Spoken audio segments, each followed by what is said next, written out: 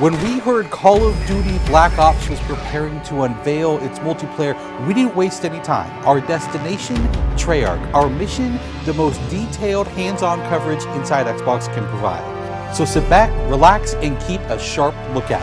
Every feature you hear about in this preview has never before been done in a Call of Duty game.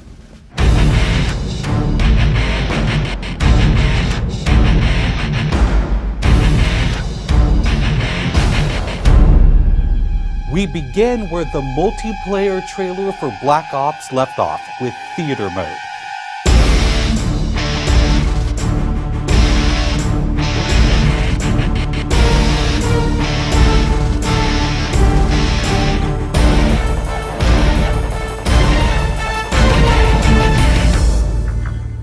Dan Bunting explains.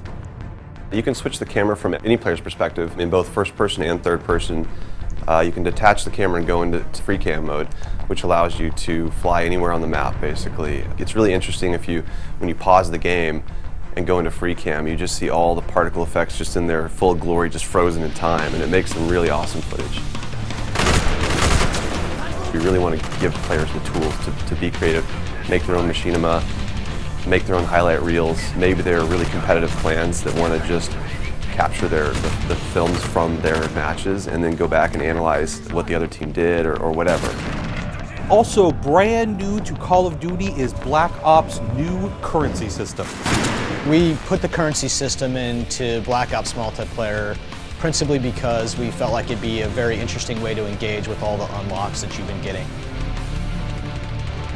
So one of the things that's really fun about currency is instead of being specifically told at a specific level what you're going to get, we're unlocking features by level, but then once the feature is unlocked, you can purchase any component of that feature with the currency directly. Of course, when you got a little currency jingling in your virtual pockets, nothing feels better than putting it on the line against your fellow players. Say hello, everyone, to wager matches. When we were developing the wager match game modes, we went through a whole bunch of ideas to find the 4 that we were going to use to ship inside the game.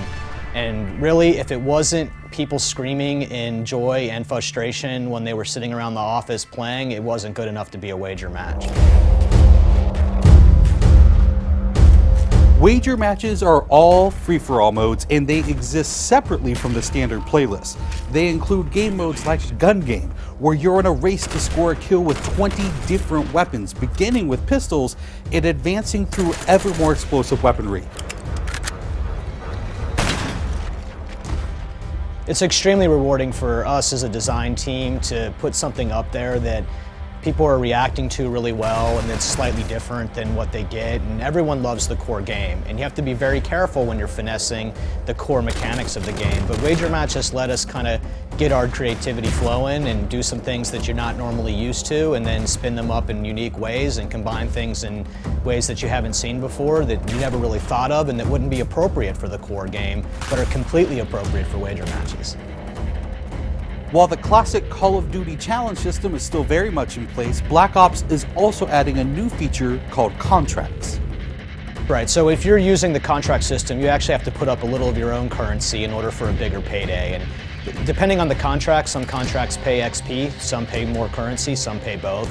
But they're all time limited and it's game time limited, so you have to go to work to accomplish that contract within the time period in order to get paid.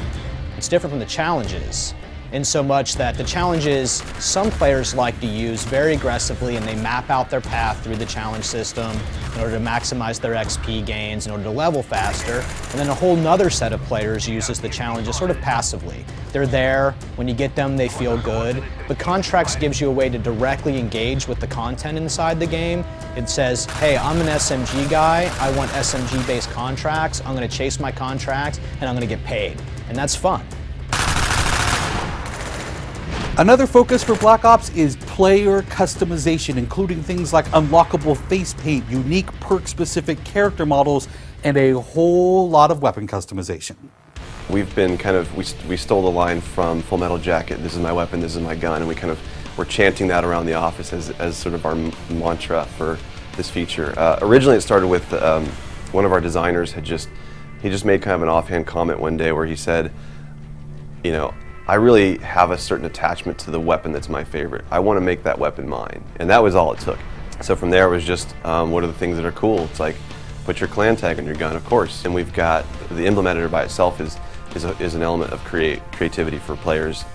And then the reticles, of course, why not give people the option to select what kind of red dot they have. Maybe they don't like a dot, maybe they like a circle, maybe they like a triangle, maybe they like a standard crosshair, maybe they just want a line. And then there is combat training, which allows you to get comfortable with the trappings of multiplayer by competing in matches against AI-controlled opponents.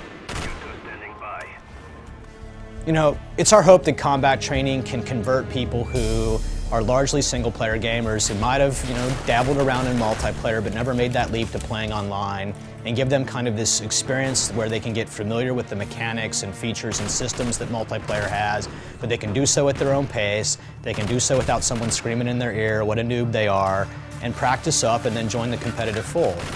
Experienced players could use combat training to practice up on a particular weapon, a particular tactic, or a particular map. So we think it appeals to both audiences, but most directly, it was designed to help new players get into the mix.